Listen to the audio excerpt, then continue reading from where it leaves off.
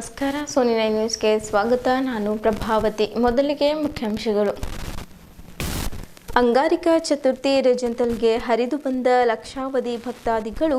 ಸಿದ್ಧಿವಿನಾಯಕನು ಸಂಕಷ್ಟದಲ್ಲಿದ್ದವರ ದುಃಖದಂಹನ ದೂರ ಮಾಡುವ ಸಂಕಷ್ಟಹರನು ಅಶೋಕ್ ರೆಜೆಂತಲ್. ಬೀದರ್ನಲ್ಲಿ ಜನವರಿ 5ರಿಂದ 11ರವರೆಗೆ ಶ್ರೀ ಮಾಣಿಕ್ಯೀತ ಸಪ್ತಾಹ ಶ್ರೀ ಮಾಣಿಕ್ ಪ್ರಭು ಸೇವಾ ಸಮಿತಿ ಬೀದರ್ ಆಶ್ರಯದಲ್ಲಿ ಹಮ್ಮಿಕೊಳ್ಳಲಾಗಿದೆ.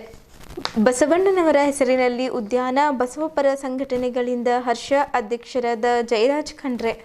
ಬಿಜೆಪಿ ನೇತೃತ್ವದ ಕೇಂದ್ರ ಸರ್ಕಾರ ಎಂಜಿ ನರೇಗಾ ಕಾಯ್ದೆ ಹಾಗೂ ಹಕ್ಕು ಸ್ವರೂಪವನ್ನು ತೆಗೆದುಹಾಕಿ ಕೇವಲ ಸರ್ಕಾರದ ಅಣತಿಯ ಯೋಜನೆಯಾಗಿ ಬದಲಾಯಿಸುವುದನ್ನು ಖಂಡಿಸಿ ಹಾಗೂ ಅದನ್ನು ಹಿಂಪಡೆಯಬೇಕೆಂದು ಒತ್ತಾಯಿಸಿದ್ದರು. ಜೆಸ್ಕಾಂ ಅಧಿಕಾರಿಗಳ ವಿರುದ್ಧ ಕ್ರಮಕ್ಕೆ ಆಗ್ರಹ. ಅಮಾನತು ಹಾಗೂ ಕ್ರಿಮಿನಲ್ ಪ್ರಕರಣಕ್ಕೆ ಒತ್ತಾಯ. ವೆಂಜುವೆಲಾದ ಮೇಲೆ ಸಾಮ್ರಾಜ್ಯಶಾಹಿ ದಾಳಿ ಖಂಡಿಸಿ ವೆಂಜುವೆಲಾ ಅಧ್ಯಕ್ಷ ನಿಕೋಲಸ್ ಮಂಡೋರೆರವರ ಬಿಡುಗಡೆ ಆಗ್ರಹಿಸಿ ಸಿಪಿಐಎಂ ವತಿಯಿಂದ ಬೃಹತ್ ಪ್ರತಿಭಟನೆ ಹಮ್ಮಿಕೊಳ್ಳಲಾಯಿತು. ಸುದ್ದಿಯ ವಿವರಗಳು.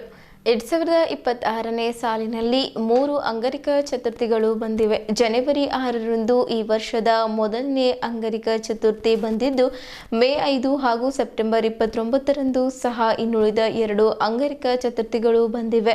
ಮಂಗಳವಾರದಂದು ಬರುವ ಸಂಕಷ್ಟರ ಚತುರ್ಥಿಯೇ ಅದು ಅಂಗಾರಿಕ ಚತುರ್ಥಿ ಎಂದು ಕರೆಯಲ್ಪಡುತ್ತದೆ. ಸೋಮವಾರ ಮಧ್ಯರಾತ್ರಿಯಿಂದಲೇ ಕರ್ನಾಟಕ ತೆಲಂಗಾಣ ಗಡಿಯಲ್ಲಿ ರೆಜೆಂತಲ್ ಸಿದ್ಧಿವಿನಾಯಕನ ವಾಸ. ಅಲ್ಲಿ ಸಂಕಷ್ಟಹರ ಚತುರ್ಥಿ ಬಂದಂತೆಂದರೆ ಜನಜಾತ್ರೆ ನಡೆಯುತ್ತದೆ. ಅನೇಕ ಧಾರ್ಮಿಕ ಕಾರ್ಯಕ್ರಮಗಳು ಅಂದು ಬೆಳಗ್ಗೆಯಿಂದಲೇ ಜರುಗುವುದು ರೂಢಿ. ಇದು ಅಂದು ಅಂಗಾರಿಕ ಚತುರ್ಥಿ ಇದ್ದ ಕಾರಣ ಕರ್ನಾಟಕ, ತೆಲಂಗಾಣ, ಮಹಾರಾಷ್ಟ್ರದಿಂದ ಜನರು ನಡೆದುಕೊಂಡು ಬಂದು ವಿನಾಯಕನ ದರ್ಶನ ಪಡೆದುಕೊಂಡು ಮಂಗಳವಾರ ಬೆಳಗ್ಗೆ 1 ಗಂಟೆಯಿಂದಲೇ ಭಕ್ತರ ದಂಡು ಮಂದಿರಕ್ಕೆ ಆಗಮಿಸಿ ದೇವರ ದರ್ಶನ ಪಡೆದುಕೊಂಡರು.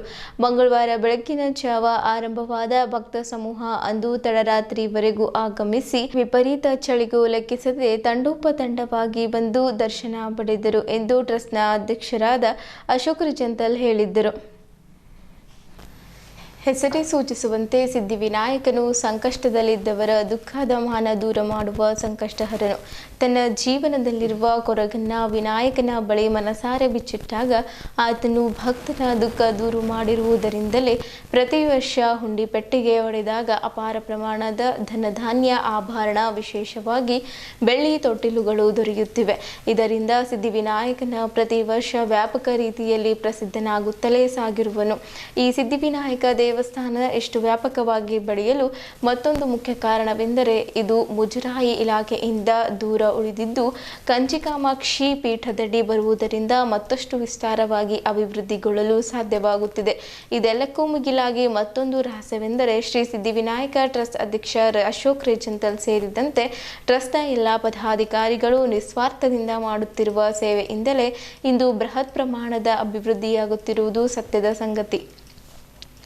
ಇಂದಿನ ಅಂಗಾರಿಕ ಚತುರ್ಥಿ ಎಂದು ಸುಮಾರು 1 ಕ್ವಿಂಟಲ್ ಕುದಿಯುವ ತಲಾ 100 ಹಂಡಿಗಳಷ್ಟು ಪುಳಿಯೋಗರೆ, 40,000 ಲೀಟರ್ ಶಾವು ಪಾಯಸ, ಸಾಯಂಕಾಲ 6 ಗಂಟೆಯಿಂದ ತಡರಾತ್ರಿವರೆಗೆ 5 ಕ್ವಿಂಟಲ್ಗೂ ಅಧಿಕ ಪ್ರಮಾಣದ ಹುಗ್ಗಿ, ಸಾರು, ಅನ್ನ, ಪುಳಿಯೋಗರೆ ವಿತರಿಸಲಾಗುತ್ತದೆ ಎಂದು ಟ್ರಸ್ಟ್ನ ಅಧ್ಯಕ್ಷರಾದ ಅಶೋಕ್ ರೆಜೆಂತಲ್ ಹೇಳಿದ್ದರು. ಸದ್ಯ ಒಂದು ಪ್ರಸಾದ ನಿಲಯ ಇತ್ತು. ಈಗ ಮತ್ತೊಂದು ನೂತನ ಪ್ರಸಾದ ನಿಲಯ ನಿರ್ಮಿಸಲಾಗಿದೆ. ಬರುವ ದಿನಗಳಲ್ಲಿ ಯಾತ್ರಿ ನಿವಾಸ ನಿರ್ಮಿಸಲಾಗುವುದು. 1 ಕೋಣೆಗೆ ತಲಾ 5 ಲಕ್ಷದಂತೆ ದಾನಿಗಳನ್ನು ಆಹ್ವಾನಿಸಿ ಅವರ ಹೆಸರಿನಲ್ಲಿ ಕೋಣೆಗಳು ನಿರ್ಮಿಸುವ ಗುರಿ ಹೊಂದಿದ್ದೇವೆ. ಅವು ಬರುವ ಭಕ್ತರಿಗೆ ಕಡಿಮೆ ದರದಲ್ಲಿ ವಸತಿಗಾಗಿ ನೀಡಲಾಗುವುದು. ದಾನಿಗಳು ಮುಂದೆ ಬಂದು ನಮ್ಮ ಆಹ್ವಾನ ಸ್ವೀಕರಿಸಬೇಕು ಹಾಗೂ ಭಕ್ತರು ತಮ್ಮ ಇಷ್ಟಾರ್ಥ ಸಿದ್ಧಿಗಾಗಿ ಹೀಗೆ ಆಗಮಿಸುತ್ತಿರಬೇಕು ಎಂದು ರೆಜೆಂತಲ್ ಕರೆ ಕೊಟ್ಟರು. ಮಂಗಳವಾರ ಬೆಳಗ್ಗೆ 4 ಗಂಟೆಗೆ ಮೋಹನ್ ಮಹಾರಾಜ್, ಪ್ರಕಾಶ್ ಮಹಾರಾಜ್, ಪವನ್ ಮಹಾರಾಜ್ ಹಾಗೂ ಇತರೆ ಅರ್ಚಕರು ಸೇರಿ ದೇವರಿಗೆ ಅಲಂಕಾರ ಮಾಡಿ ಪೂಜಾ ಕಾರ್ಯಕ್ರಮ ನೆರವೇರಿಸಿದ್ದರು. ಅಶೋಕ್ ರೆಜೆಂತಲ್, ಪ್ರಭಾಕರ್ ಮೈಲಾಪುರೆ, ಅಲ್ಲಡಿ ವೀರಶಂ, ದಿಗಂಬರ್ ಪುಲ್ಲ, ನೀಲರಾಜು ರಾಜೇಶ್ವರ್, ಕಲಾವ್ ಶೇಖರ್, ರವಿ ಕೋಬಾಜಿ, ಬಸವರಾಜ್ ರೆಜೆಂತಲ್ ಹಾಗೂ ಅನೇಕರು ಇಡೀ ಕಾರ್ಯಕ್ರಮದ ನೇತೃತ್ವ ವಹಿಸಿದ್ದರು.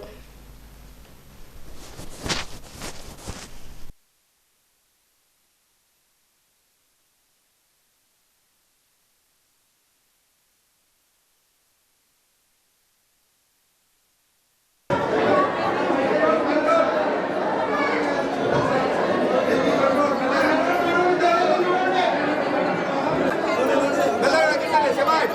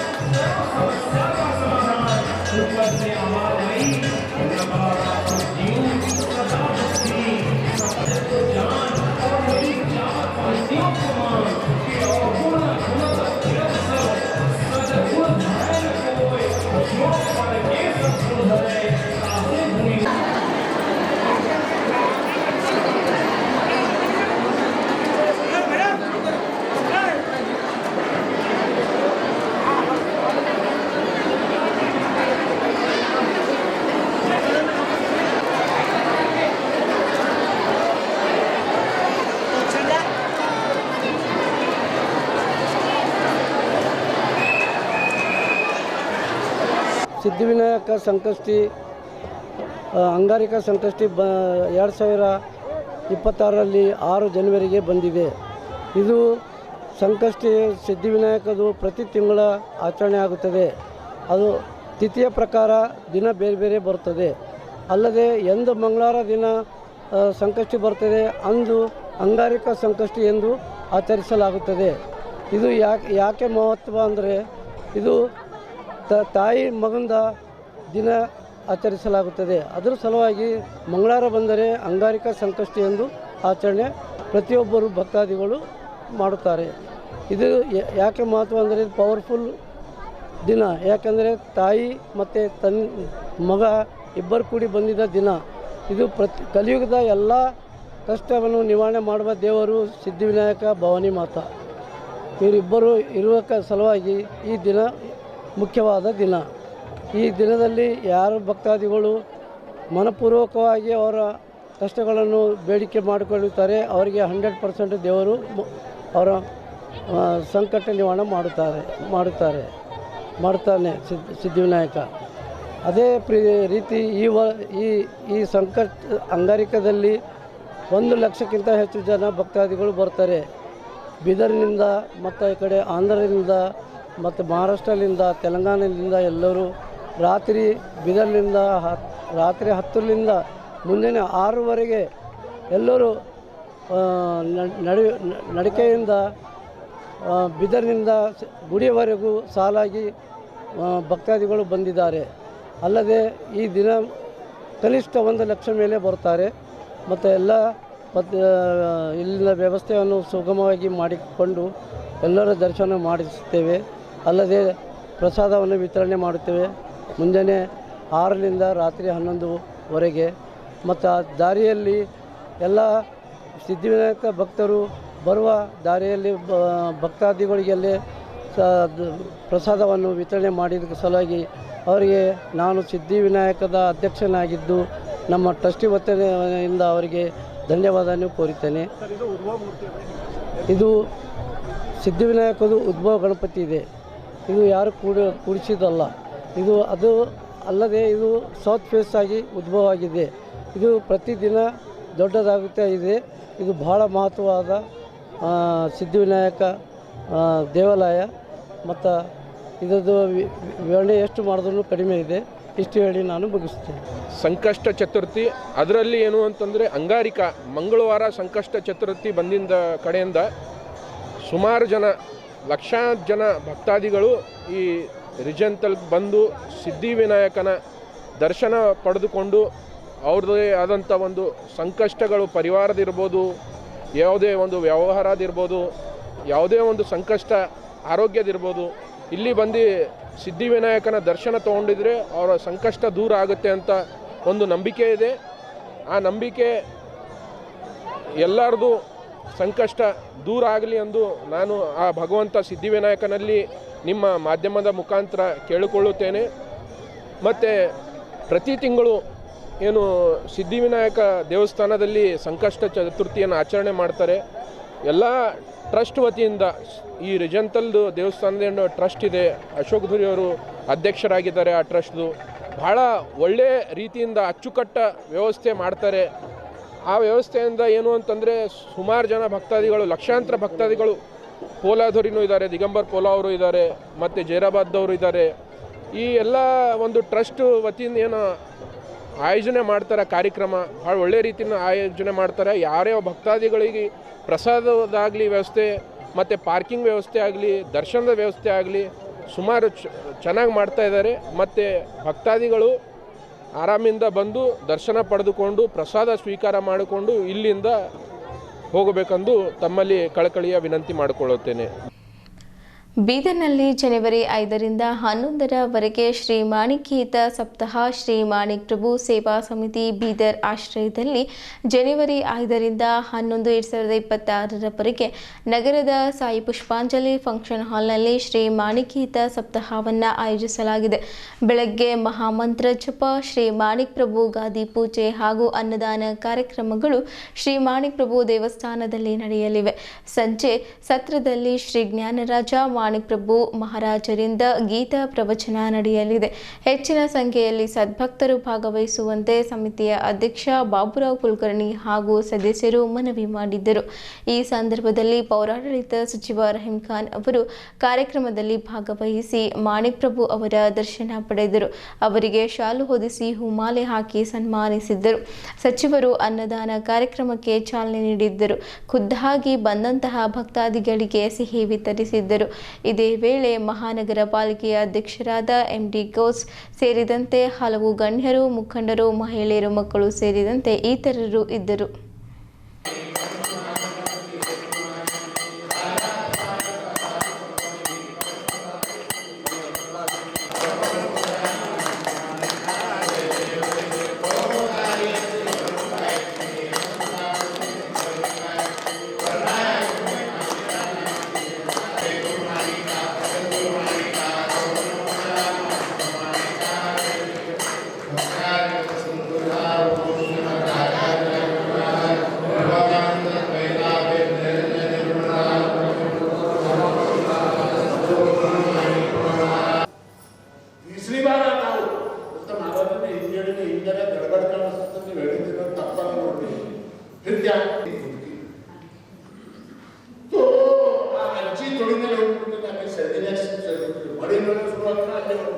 नश्वर है, नष्ट होने वाला है, वो सब भी बनवाना है।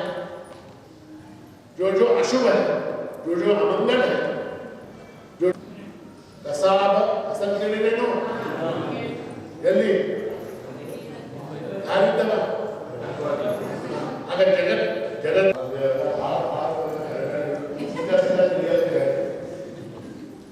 तो कहने का तात्पर्य है कि जगत में जो अशुभ है, अमंगल है, परमात्मा जगत को नहीं हुआ। ये जगत जो है, जगत का अधिष्ठान है, जगत का अधिष्ठान है। ಇದರಲ್ಲಿ ಹೇಳಕ್ ಮಾತಾಡೋದು ಅಂತ ಮನೆಗೆ ಹೋಗೋದಿಲ್ಲ, ಟಪ ಟಪ ಹೇಳ ಸಿನಿಮಾ ನೋಡ್ತಿರಲಿಲ್ಲ.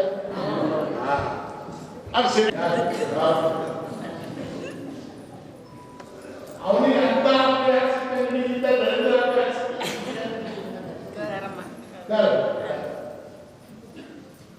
किसको कैसी मार मिले, किसको कैसा लाभ मिले, ये सब धर्माधीन है।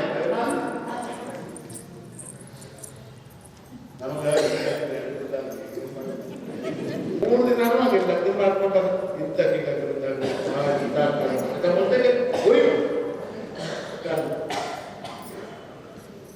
तो ये आकस्मिक घटना नहीं,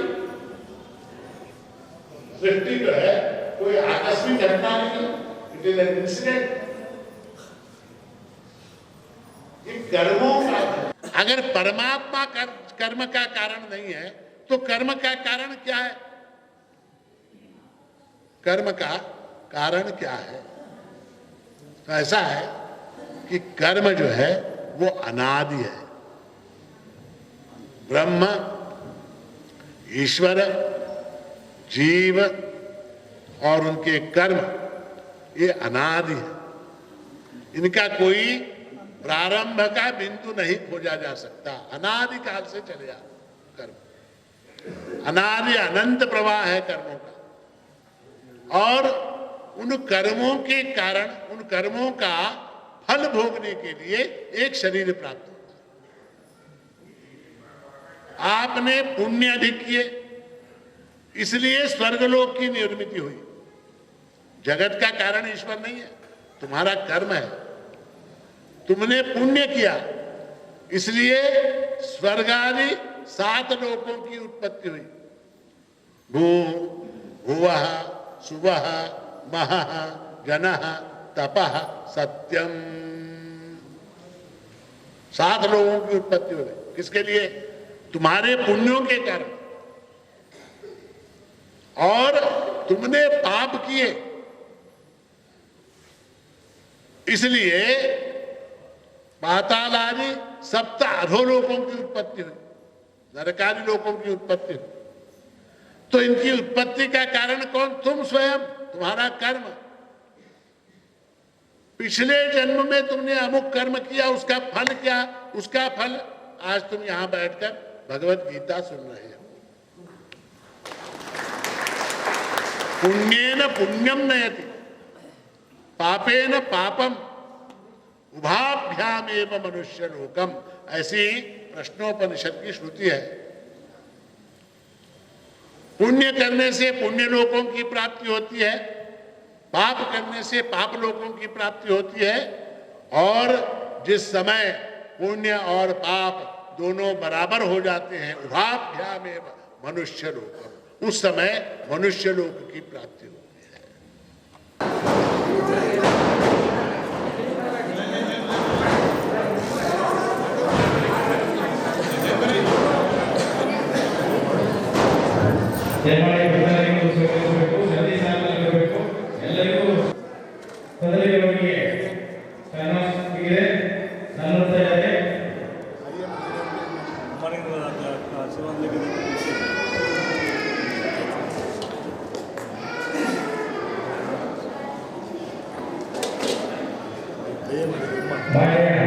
ಸಚಿವರು ನಾನು ಸಚಿವರಾಗಿದ್ದಾರೆ, ಅವರಿಗೂ ಸಹ ಈ ಒಂದು ಕಾರ್ಯಕ್ರಮಕ್ಕೆ ನಾನು ಸ್ವಾಗತಿಸ್ತೇನೆ.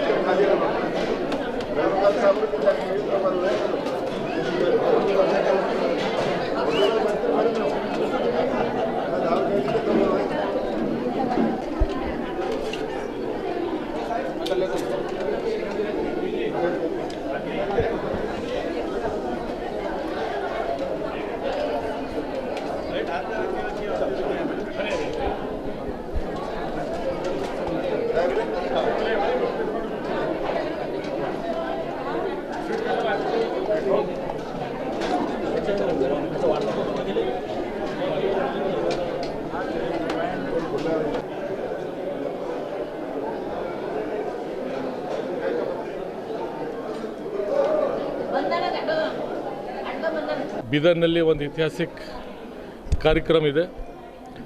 ಮಾಣಿಕ್ ಪ್ರಭು ಗೀತಾ ಸಪ್ತಾಹ ಒಂದು ವಾರ ನಡೀತದೆ. ಅದ್ರ ಸಲುವಾಗಿ ನಾನು ಗುರುಜಿ ಬಂದಿದ್ದಾರೆ, ಅವ್ರದ್ದು ಆಶೀರ್ವಾದ ತಗೊಳ್ಳೋಕ್ಕೆ ನಾನು ಬಂದೇನೆ.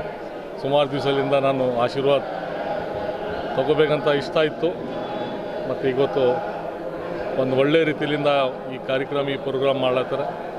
ದೇವರು ನಮ್ಮ ಎಲ್ಲರಿಗೆ ಒಳ್ಳೆಯದು ಮಾಡಲಿ ಅಂತ ತಮ್ಗೆ ಹೇಳ್ತೇನೆ. ಪ್ರತಿ ವರ್ಷದಂತೆ ನಾವು ಈ ವರ್ಷ ಸಹ ಮಾಣಿಕ ಗೀತಾ ಸಪ್ತಾಹ ಉತ್ಸವವನ್ನು ಬೀದರ ನಗರದಲ್ಲಿ ಶಾಹಿ ಪುಷ್ಪಾಂಜಲಿ ಆಯೋಜನೆ ಮಾಡಲಾಗಿದೆ. ಇದರ ಹಿನ್ನೆಲೆ ಅಂದರೆ ನಮ್ಮ ಮಾಣಿಕ್ ಪ್ರಭು ಅವರು 1200 ವರ್ಷಗಳ ಹಿಂದೆ ನಮ್ಮ ಇಲ್ಲಿ ವೈಮನಸ್ಸುಗಳನ್ನು ಇದ್ದಿನ ಕಾರಣ ಅವರು ಎಲ್ಲ ಒಂದೇ ಸಕಲ ಮತ ಅಂತೇಳಿ ಒಂದು ಸ್ಥಾಪನೆ ಮಾಡಿ ಸರ್ವಧರ್ಮ ಎಲ್ಲ ಒಂದೇ ಅಂಥೇಳಿ ಮಾಣಿಕ್ ಪ್ರಭು ಅವರು ಎಲ್ಲರ ಸಮಾಜದ ಒಂದೇ ಗುರುಗಳಾಗಿ ಎಲ್ಲರಿಗೆ ಮಾರ್ಪಾಡನ್ನು ಮಾಡಿದಂಥ ಭಾಳ ಸದ್ಗುರುನಾಥದ ಮಾಣಿಕ್ ಪ್ರಭು ಅವರ ಕೃಪಾ ಆಶೀರ್ವಾದದಿಂದ ನಾವು ಇಲ್ಲಿ ಬೀದರ್ನಲ್ಲಿ ಪ್ರತಿ ಗುರುವಾರ ಭಜನನ ಮಾಡುತ್ತಾ ಈಗ 18 ವರ್ಷ ಮುಗಿದು 19 ವರ್ಷದಲ್ಲಿದ್ದೇವೆ. ಅದರ ಪ್ರಯುಕ್ತವಾಗಿ ವರ್ಷಕ್ಕೆ ಒಂದು ಸಲ ನಮ್ಮ ಸಂಸ್ಥಾನದ ಡಾಕ್ಟರ್ ಜ್ಞಾನರಾಜ್ ಮಾಣಿಕ್ ಪ್ರಭು ಮಹಾರಾಜರನ್ನು ಕರೆಸಿಕೊಂಡು ಗೀತಾದ ಮೇಲೆ ಪ್ರವಚನನ ಕಾರ್ಯಕ್ರಮನ ಇಟ್ಕೊಳ್ತೇವೆ. ಯಾಕಂದರೆ ಅದು ಸನಾತನ ಧರ್ಮದ ಒಂದು ಸಂಕೇತ ಇದೆ. ನಮ್ಮ ಸಂಪ್ರದಾಯ ಆಗಲಿ ನಮ್ಮ ಸಂಸ್ಕೃತಿಯನ್ನು ಹಾಳಾಗಬಾರ್ದಾದ ಮುಂದಿನ ಪೀಳಿಗೆಗೆ ಇದನ್ನು ಭಾಳ ಮಹತ್ವದ ಅಂಥೇಳಿ ತಿಳ್ಕೊಂಡು ಎಲ್ಲರಿಗಿದು ಮನದಟ್ಟಾಗಿ ಅವರವರ ಕಿವಿಯಲ್ಲಿ ಹೋಗಿ ಒಳ್ಳೆಯ ಮಾರ್ಗನ ಹಿಡಿಬೇಕಂತ ಒಂದು ಒಳ್ಳೆಯ ಇದೊಂದು ಕಾರ್ಯಕ್ರಮವನ್ನು ಹಮ್ಮಿಕೊಂಡು ಬೀದನಗರದಲ್ಲಿ ನಾವು ಸನಾತನ ಧರ್ಮದ ಒಂದು ಭವ್ಯ ಕಾರ್ಯಕ್ರಮ ಆಯೋಜನೆ ಮಾಡಿ ಇದು ನಮ್ಮ ಎಲ್ಲರಿಗೆ ಒಂದು ಸೌಭಾಗ್ಯ ಬೀದರ್ ನಗರದಲ್ಲಿ ಅಂಥೇಳಿ ನಾವು ಹೇಳ್ಬೋದು. ಯಾಕಂದ್ರೆ 7 ದಿವಸ ಪರ್ಯಂತ ನಮ್ಮ ಜ್ಞಾನರಾಜ್ ಮಾಣಿಕ್ಪ್ರಭು ಅವರು ಸಮಯನ ತೆಗೆದಿಲ್ಲಿ ಬಂದು ನಮ್ಮನ್ನು ಹಿತೋಪದೇಶನ ಮಾಡೋದನ್ನು ನಮ್ಮೆಲ್ಲ ಪುಣ್ಯ ಅಂಥೇಳಿ ನಾವು ತಿಳಿದು ಈ ರೀತಿ ಕಾರ್ಯಕ್ರಮ ಮಾಡ್ತಾಯಿದ್ದೆವು. ಅದಕ್ಕೆ ಎಲ್ಲ ನಮ್ಮ ಭಕ್ತಾದಿಗಳನ್ನು ತನ ಮನ ಧನದಿಂದ ನಮ್ಮ ಸಹಾಯ ಮಾಡಿದ್ದಾರೆ ಅಂತ ತಿಳ್ಕೊಂಡು ಇವತ್ತು ಈ ಕಾರ್ಯಕ್ರಮ ಆಯೋಜನೆ ಮಾಡಲಾಗಿದೆ. ಎಲ್ಲರಿಗೆ ನನ್ನ ಬೀದರ ಎಲ್ಲ ಸದ್ಭಕ್ತರಿಗೆ ವಂದಿಸುತ್ತಾ ನನ್ನ 2 ಮಾತುಗಳನ್ನು ಮುಗಿಸ್ತೇನೆ. ಜೈ ಗುರುಮಾಣಿ. ಬೀದರ್ ಬಸವಪರ ಸಂಘಟನೆ ವತಿಯಿಂದ ಇಂದು ನಗರದ ಅಕ್ಕಮಹಾದೇವಿ ಕಾಲೇಜಿನಲ್ಲಿ ಜಿಲ್ಲಾ ಉಸ್ತುವಾರಿ ಸಚಿವರು ಹಾಗೂ ಅರಣ್ಯ ಜೀವಿಶಾಸ್ತ್ರ ಮತ್ತು ಪರಿಸರ ಸಚಿವರಾದ ಸನ್ಮಾನ್ಯ ಈಶ್ವರ್ ಖಂಡ್ರೆ ಅವರಿಗೆ ವಿಶೇಷವಾಗಿ ಸನ್ಮಾನಿಸಿ ಅಭಿನಂದನೆ ಸಲ್ಲಿಸಲಾಯಿತು. ಬೆಂಗಳೂರು ನಗರದಲ್ಲಿ ಸರ್ಕಾರದಿಂದ 153 ಎಕರೆ ಭೂಮಿಯಲ್ಲಿ ಜೀವ ವೈವಿಧ್ಯ ಉದ್ಯಾನವನವನ್ನು ಸ್ಥಾಪಿಸಲು ಅನುಮೋದನೆ ದೊರಕಿರುವುದು ಹಾಗೂ ಈ ಉದ್ಯಾನವನವನ್ನು ವಿಶ್ವಗುರು ಬಸವಣ್ಣನವರ ಹೆಸರಿನಲ್ಲಿ ನಿರ್ಮಿಸುತ್ತಿರುವ ಮಹತ್ವದ ನಿರ್ಧಾರಕ್ಕೆ ಸಂಘಟನೆಗಳು ಅತೀವ ಸಂತೋಷ ವ್ಯಕ್ತಪಡಿಸಿವೆ. ಈ ಯೋಜನೆಯು ಪರಿಸರ ಸಂರಕ್ಷಣೆಗೂ ಜೊತೆಗೆ ಬಸವ ತತ್ವಗಳ ಪ್ರಚಾರಕ್ಕೂ ಸಹಕಾರಿಯಾಗಲಿ ಎಂದು ಸಂಘಟನೆಯ ಪದಾಧಿಕಾರಿಗಳು ಅಭಿಪ್ರಾಯಪಟ್ಟರು. ಕಾರ್ಯಕ್ರಮದಲ್ಲಿ ಸಚಿವ ಈಶ್ವರ್ ಖಂಡ್ರೆ ಅವರಿಗೆ ಮಾಲಾರ್ಪಣೆ ಮಾಡಿ ಗೌರವ ಸಲ್ಲಿಸಲಾಯಿತು ಹಾಗೂ ಬಸವಪರ ಸಂಘಟನೆಗಳ ವತಿಯಿಂದ ಅಭಿನಂದನಾ ಪತ್ರ ಸಲ್ಲಿಸಲಾಯಿತು. ಈ ಸಂದರ್ಭದಲ್ಲಿ ಪೂಜ್ಯ ಶ್ರೀ ಸಿದ್ದರಾಮ ಬೆಲ್ದಾಳ್ ಶರಣರು, ಬಸವ ಜಯಂತಿ ಉತ್ಸವ ಸಮಿತಿಯ ಅಧ್ಯಕ್ಷರಾದ ಜಯರಾಜ್ ಖಂಡ್ರೆ, ಜಾಗತಿಕ ಲಿಂಗಾಯತ್ ಮಹಾಸಭಾ ಜಿಲ್ಲಾಧ್ಯಕ್ಷ ಬಸವರಾಜ್ ಧನ್ನೂರ್ ಹಾವಶೆಟ್ಟಿ ಪಾಟೀಲ್, ಯೋಗೇಶ್, ಸಂತೋಷ್ ಪಾಟೀಲ್, ಧನರಾಜ್ ಹಂಗರ್ಗಿ, ಸುರೇಶ್ ಸ್ವಾಮಿ, ವಿಲಾಸ್ ಪಾಟೀಲ್, ವಿಜಯಕುಮಾರ್ ಪಾಟೀಲ್ ಯರ್ನಳ್ಳಿ, ವಿಶ್ವನಾಥ್ ಕಾಜಿ, ಚಂದ್ರಶೇಖರ್ ಹೆಬ್ಬಾಳೆ, ಶರಣಪ್ಪ ಮಿಠಾರೆ, ಸುರೇಶ್ ಚಂದ್ಶೆಟ್ಟಿ, ರಾಜಶೇಖರ್ ಜೀರ್ಗೆ, ಮಡಿವಾಳಪ್ಪ ಮಂಗಲಗಿ, ಅಶೋಕ್ ಎಲಿ, ರಮೇಶ್ ಮಡ್ಪತಿ, ಶಿವರಾಜ್ ಮದಕಟ್ಟೆ, ಚಂದ್ರಕಾಂತ್ ಮಿರ್ಜೆ, ಮಾಣಿಕೇಶ್ ಪಾಟೀಲ್, ಸಚಿನ್ ಕೊಳ್ಳೂರ್, ನಿಖಿಲ್ ಕುಮಾರ್ ಖಂಡ್ರೆ, ಕಂಟೆಪ್ಪ ಗಂದಿಗುಡೆ, ಬಾಬುರಾವ್ ದಾನಿ ಸೇರಿದಂತೆ ಸಮಾಜದ ಹಿರಿಯರು ಹಾಗೂ ಅನೇಕ ಗಣ್ಯರು ಉಪಸ್ಥಿತರಿದ್ದರು.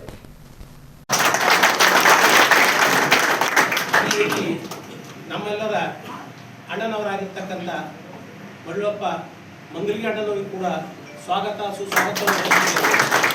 ಅದೇ ರೀತಿ ಜಾಗತಿಕ ಲಿಂಗಾಯತ ಮಹಾಸಭಾದ ಅಧ್ಯಕ್ಷರು ನಮ್ಮ ಆತ್ಮೀಯ ಗೆಳೆಯರಾದಂಥ ಬಸವರಾಜ್ ಧನ್ನೂರವರಿಗೂ, ಶರಣಪ್ಪ ಮೆಟಾರೆ ಅಣ್ಣನವರಿಗೂ, ಅಶೋಕವರಿಗೂ, ಚಂದ್ರಶೇಖರ್ ಹೆಬ್ಬಾಳೆ ಅವರಿಗೂ, ನಮ್ಮ ಸುರೇಶ್ ಚಂದ್ರಶೆಟ್ಟಿ ಅಣ್ಣನವರಿಗೂ, ರಾಜಶೇಖರ್ ಅವರಿಗೂ, ಅದೇ ರೀತಿ ಅನೇಕ ನಮ್ಮ ಸಂತೋಷ್ ಪಾಟೀಲ್ ಅವರಿಗೂ, ನಮ್ಮ ಸುರೇಶ್ ಸ್ವಾಮಿ ಅವರಿಗೂ, ಅನೇಕ ನಮ್ಮ ಬಸವಪರ ಸಂಘಟನೆಯ ಎಲ್ಲ ಹಿರಿಯರಿಗೂ ಅವರಿವರು ಅನ್ನದೇ ಯಾರು ಹೆಸರುಗಳಲ್ಲಿ ಎಲ್ಲರಿಗೂ ಕೂಡ ಸ್ವಾಗತ ಸುಸ್ವಾಗತವನ್ನು ಬಯಸುತ್ತೇನೆ. ಎಲ್ಲರಿಗೂ ಶರಣ ಶರಣ. ಬ್ಯಾಂಗ್ಳೂರ್ ಇದು ಒಂದು ಮಹಾನಗರ. ಬ್ಯಾಂಗ್ಳೂರಿಗೆ ನಾವೆಲ್ಲ ಉದ್ಯಾನ ನಗರ ಅಂತೇಳಿ ಹೆಸರುವಾಸಿ ಆದಂಥದ್ದು, ನಿವೃತ್ತರ ಸ್ವರ್ಗ ಅಂತೇಳಿ ಖ್ಯಾತಿ ಪಡೆದಂಥ ಒಂದು ಬ್ಯಾಂಗ್ಳೂರು. ಬ್ಯಾಂಗ್ಳೂರು ವೇಗದ ಗತಿಯಲ್ಲಿ ಬೆಳೀತಾ ಇದೆ. ಕಾಂಕ್ರೀಟ್ ಸ್ಟ್ರಕ್ಚರ್ ಆಗ್ಬಿಟ್ಟಿದೆ ಬ್ಯಾಂಗ್ಳೂರಲ್ಲಿ. ನೀವೆಲ್ಲ ನೋಡ್ತೀರಿ ಎಷ್ಟು ಮಟ್ಟಿಗೆ ಸಂಚಾರ ದಟ್ಟಣೆ ಆಗ್ತಾ ಇದೆ. ಆಹಾರದಲ್ಲಿ, ಗಾಳಿಯಲ್ಲಿ, ನೀರಿನಲ್ಲಿ ಮಾಲಿನ್ಯ ಆಗ್ತಾ ಇರ್ತಕ್ಕಂಥದ್ದು ಅವೆಲ್ಲ ನೋಡ್ತಾ ಇದ್ದಾರೆ. ಹಿಂದೆ ಇವತ್ತು ಅವತ್ತಿನ ಕಾಲದಲ್ಲಿ ಕೆಂಪೇಗೌಡರು ಒಂದು ತೋಟ ಮಾಡಿದ್ದಾರೆ, ಹೂವಿನ. ಆ ಹೂವಿನ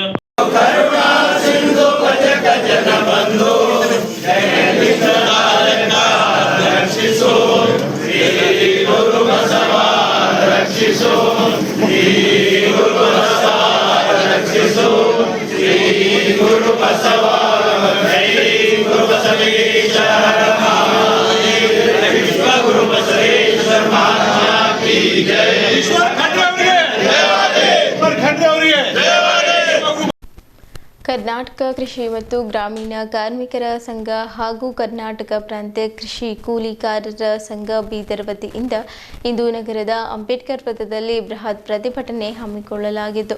2004-2005ರಲ್ಲಿ ಎಡಪಕ್ಷಗಳ ಬೆಂಬಲದ ಮೇಲೆ ಆಧಾರವಾಗಿದ್ದ ಮನಮೋಹನ್ ಸಿಂಗ್ ನೇತೃತ್ವದ ಸರ್ಕಾರ ಉದ್ಯೋಗ ಖಾತ್ರಿ ಕಾಯ್ದೆ ಜಾರಿಗೆಗೊಳಿಸಿತ್ತು.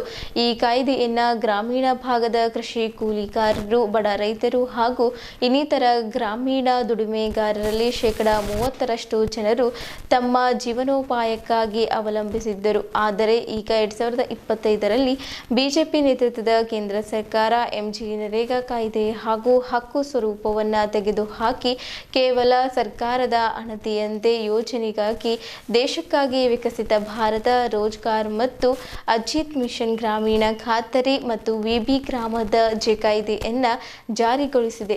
ಈ ಹೊಸ ಕಾಯ್ದೆಯಿಂದ ಕೂಲಿಗಾರರ ಮೇಲೆ ಹಲವು ದುಷ್ಪರಿಣಾಮಗಳು ಬೀರುತ್ತಿವೆ ಎಂದು ಪ್ರತಿಭಟನಾಕಾರರನ್ನು ಉದ್ದೇಶಿಸಿ ಮಾತನಾಡುತ್ತಾ ಹೇಳಿದರು.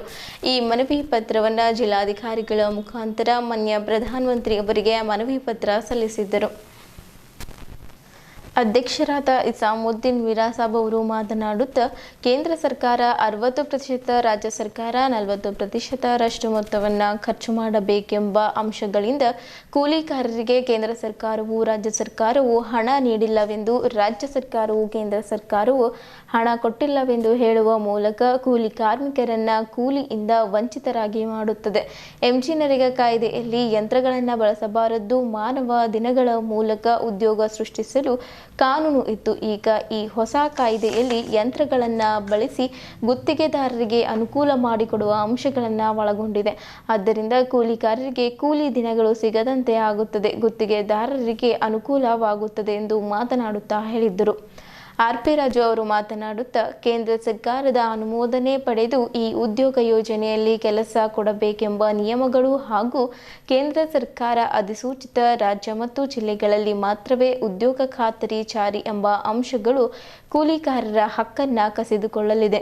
ಹೊಸ ಕಾಯ್ದೆ ಹೇಳುವ ಪ್ರಕಾರ ಕೂಲಿ ಹಣವನ್ನು ರೋಜ್ಗಾರ್ ಯೋಜನೆಯಲ್ಲಿ ನಿಗದಿಪಡಿಸಿದ ರೀತಿಯಲ್ಲಿ ರಾಜ್ಯ ಸರ್ಕಾರಗಳು ಹಣ ಪಾವತಿಸಬೇಕೆಂಬ ಉದ್ದೇಶವು ಕೂಲಿಕಾರರಿಗೆ ಕೂಲಿಯನ್ನು ದಿನೇ ದಿನೇ ಬೆಲೆ ಏರಿಕೆಗೆ ಅನುಗುಣವಾಗಿ ಕೂಲಿಯನ್ನು ಏರಿಸಬೇಕೆಂಬ ಅಂಶವನ್ನು ಈ ಕಾಯ್ದೆ ತಳ್ಳಿ ಹಾಕುತ್ತಿದೆ. ಇದರಿಂದ ಹೀನಾಯ ಸ್ಥಿತಿಗೆ ಒಳಗಾಗುತ್ತದೆ ಎಂದು ಮಾತನಾಡುತ್ತಾ ಹೇಳಿದರು.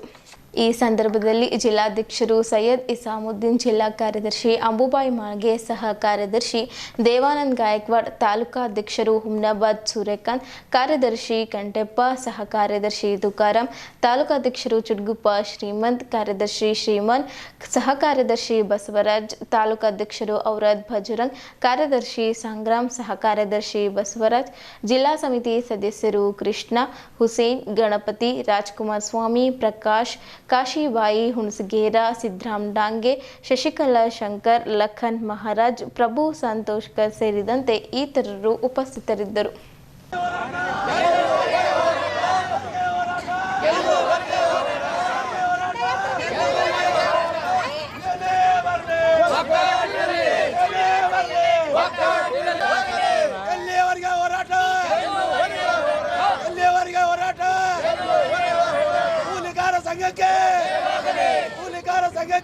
ಸರ್ಕಾರ ನರೇಂದ್ರ ಮೋದಿ ಸರ್ಕಾರ ಅವರು ಇವತ್ತೇನು ಹಿಂದಕ್ಕೇನೇನು ಕಾನೂನಿತ್ತು, ಇಮಿಡಿಯೇಟ್ 2 ದಿನ ಒಳಗಾಗಿ ಪೇಮೆಂಟ್ ಇವತ್ತು ಎಂಬಾಯಿಸಿ ಮಾಡಿದ್ರೆ 2 ದಿನ ಒಳಗಾಗಿ ಜನರ ಕೊಟ್ಟಿಗೆ ದುಡ್ಡು ಬರ್ತಿತ್ತು.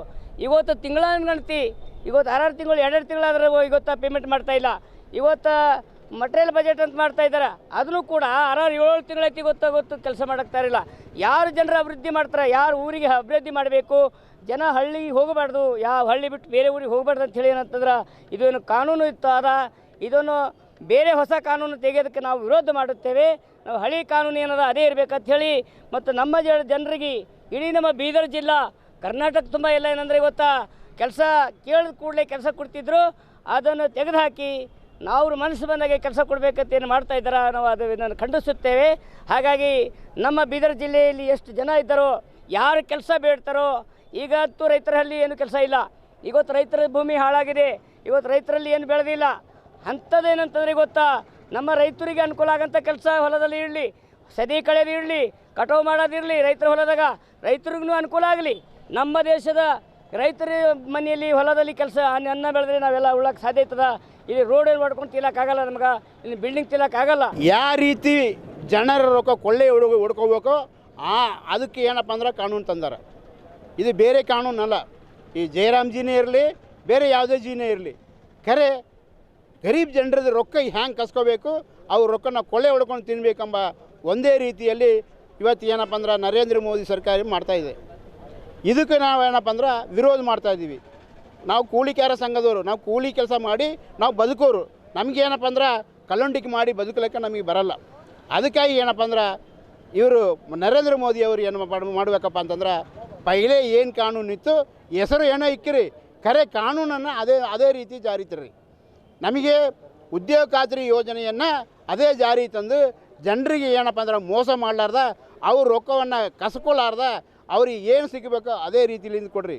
ಅದು ಬಿಟ್ಟು ನಿಮ್ಮ ಅರ್ಜಿ ಏನಪ್ಪ ಅಂದರೆ ಕಾನೂನು ಯಾವುದ್ಯಾವುದೋ ತಂದು ಅವ್ರಿಗೆ ಸಿಕ್ಕುವಂಥ ಹಣವನ್ನು ಕಸ್ಕೋಬೇಡ್ರಿ ಅಂತ ನಮ್ಮ ಮಾತನ್ನು ಹೇಳ್ಕೊಂಡು ನಾವು ಇವತ್ತು ಕರ್ನಾಟಕ ತುಂಬ ಏನಪ್ಪ ಅಂದ್ರೆ ಇವತ್ತು ಹೋರಾಟವನ್ನು ಮಾಡ್ಕೊಂಡಿದ್ದೀವಿ. ಆದರೆ ಇದು ಮುಂದುವರಿಸಲಾರ್ದಂತ ಮಾಡ್ಕೋರಿ ನೀವು, ಇಲ್ಲ ಅಂತಂದ್ರೆ ಮುಂದುವರಿಸಿ ಏನಪ್ಪ ಅಂದ್ರೆ ರಸ್ತಾ ರೂಕ ಮಾಡ್ಲಿಕ್ಕೆ ಶುರು ಮಾಡ್ತೀವಿ ಅನ್ನೋ ಮಾತು ತಿಳ್ಕೊಂಡು ಇನ್ಕಿಲಾಬ್ ಜಿಂದಾಬಾದ್. ಬೀದರ್ ಜಿಲ್ಲೆಯ ಜೆಸ್ಕಾಂ ಅಧೀಕ್ಷಕ ಅಭಿಯಂತರರ ವೀರಭದ್ರಪ್ಪ ಶಾಲಿಮನಿ ಹಾಗೂ ಕಾರ್ಯನಿರ್ವಾಹಕ ಅಭಿಯಂತರ ರಮೇಶ್ ಪಾಟೀಲ್ ಅವರನ್ನು ತಕ್ಷಣವೇ ಸೇವೆಯಿಂದ ಅಮಾನತುಗೊಳಿಸಬೇಕು. ಜೊತೆಗೆ ಸಂಬಂಧಪಟ್ಟ ಗುತ್ತಿಗೆದಾರರ ವಿರುದ್ಧ ಕ್ರಿಮಿನಲ್ ಮೊಕದ್ದಮೆ ದಾಖಲಿಸಿ ಅವರ ಪರವಾನಗಿಯನ್ನು ಕಪ್ಪು ಪಟ್ಟಿಗೆ ಸೇರಿಸಬೇಕೆಂದು ಕರ್ನಾಟಕ ಪ್ರಜಾಶಕ್ತಿ ಸಮಿತಿ ಜಿಲ್ಲಾ ಘಟಕ ಬೀದರ್ ವತಿಯಿಂದ ಆಗ್ರಹಿಸಲಾಗಿದೆ.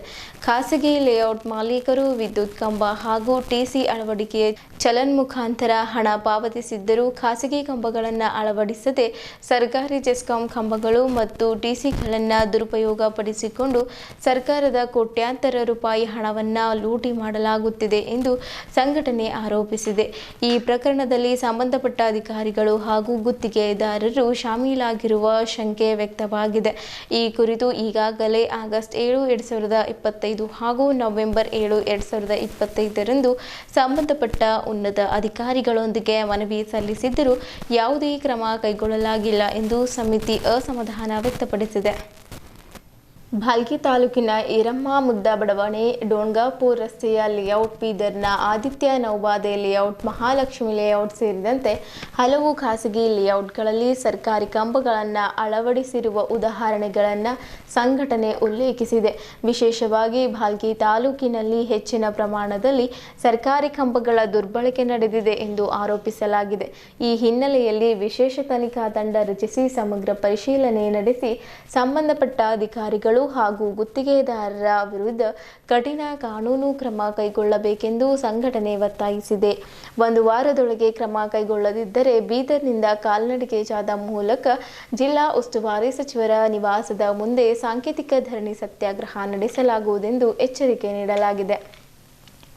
ಈ ಸಂದರ್ಭದಲ್ಲಿ ಕರ್ನಾಟಕ ಪ್ರಜಾಶಕ್ತಿ ಸಮಿತಿಯ ಸಾಯಿ ಶಿಂದೆ ಜಿಲ್ಲಾಧ್ಯಕ್ಷರು, ವಿನೋದ್ ಶಿಂದೆ ನಗರ ಘಟಕ ಅಧ್ಯಕ್ಷ, ಮಹೇಂದ್ರ ಕುಮಾರ್ ಹೊಸ್ಮನಿ ಜಿಲ್ಲಾ ಉಪಾಧ್ಯಕ್ಷರು, ಗುರು ನಿಮ್ತಾಬಾದ್ ತಾಲೂಕಾ ಅಧ್ಯಕ್ಷ ರಾಜ್ಕುಮಾರ್ ಗುಮ್ಮೆ, ರಾಜ್ಕುಮಾರ್ ಹೊನ್ನಿಕೇರಿ, ಶಿವಕುಮಾರ್, ಆಕಾಶ್ ತ್ರಿಮುಖೆ, ಧನರಾಜ್ ಮೇತ್ರೆ ಸೇರಿದಂತೆ ಹಲವು ಮುಖಂಡರು ಉಪಸ್ಥಿತರಿದ್ದರು.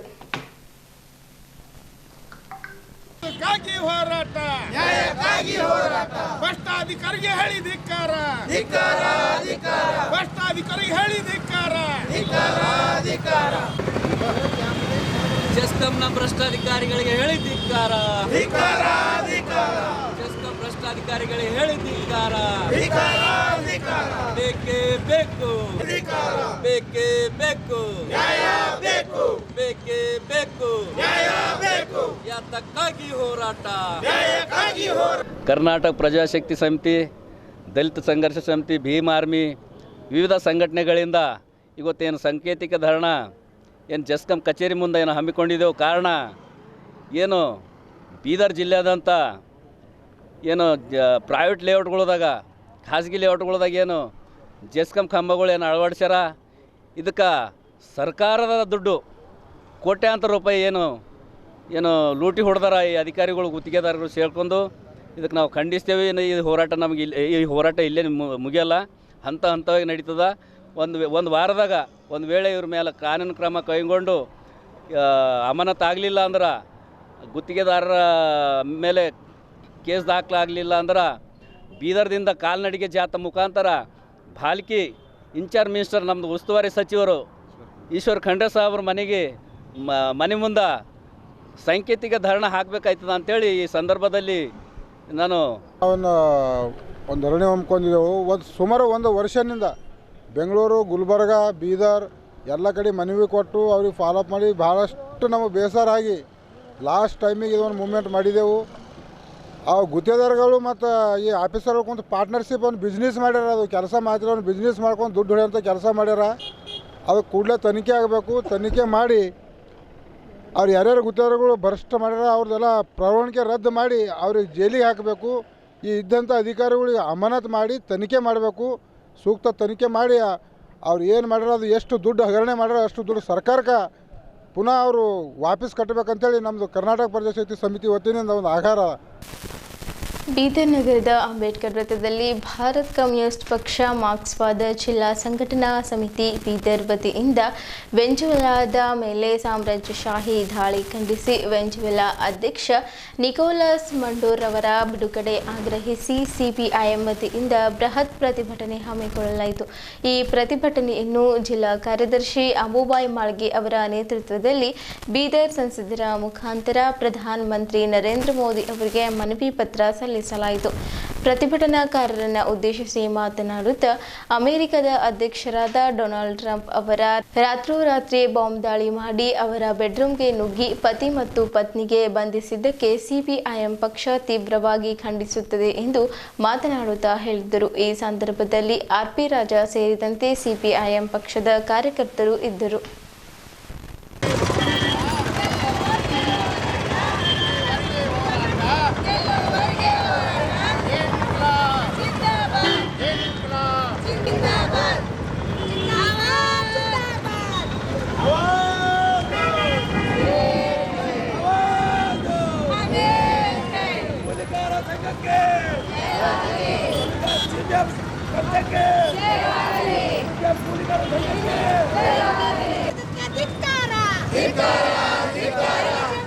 ಅಧ್ಯಕ್ಷ ಮತ್ತು ಪತ್ನಿಗೆ ಬಿಡುಗಡೆ ಮಾಡಲೇಬೇಕು. ಇವರ ಪತ್ನಿಗೆ ಕಿಡ್ನಾಪ್ ಮಾಡಿದ ಅಮೆರಿಕ ಟ್ರಂಪ್ಗೆ ಧಿಕ್ಕಾರ. ಅಮೆರಿಕ ಟ್ರಂಪ್ಗೆ ಧಿಕ್ಕಾರ. ಶಾಹಿಯನ್ನು ನಡೆಯಲು ಬಿಡುವುದಿಲ್ಲ. ವೆನಿಜುವೆಲಾ ಅಧ್ಯಕ್ಷ ಮತ್ತು ಅವರ ಪತ್ನಿಗೆ ಬಿಡುಗಡೆ ಮಾಡಲೇಬೇಕು. ವೆನಿಜುವೆಲಾ ಮತ್ತು ಅಧ್ಯಕ್ಷ ಅವರ ಪತ್ನಿಗೆ ಬೇಕು. ಇನ್ಕಿಲಾಬ್ ಜಿಂದಾಬಾದ್. ಇನ್ಕಿಲಾಬ್ ಜಿಂದಾಬಾದ್. ಇನ್ಕಿಲಾಬ್ ಜಿಂದಾಬಾದ್.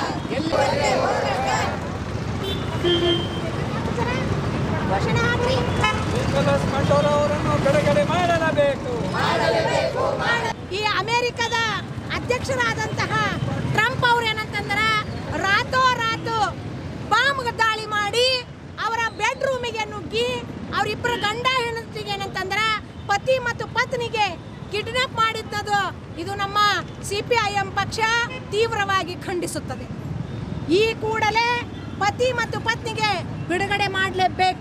ಮಾಡದಿದ್ದರೆ ನಾವು ಪಕ್ಷದ ವತಿಯಿಂದ ಎಲ್ಲ ಎಡಪಕ್ಷಗಳು ಎಲ್ಲ ಎಡಪಂಥಿಗಳು ಒಟ್ಟು ಸೇರಿ ಇಡೀ ದೇಶದಾದ್ಯಂತ ಒಂದು ದೊಡ್ಡ ಪ್ರಮಾಣದೊಳಗ ಹೋರಾಟ ಮಾಡಬೇಕಾಗ್ತದೆ.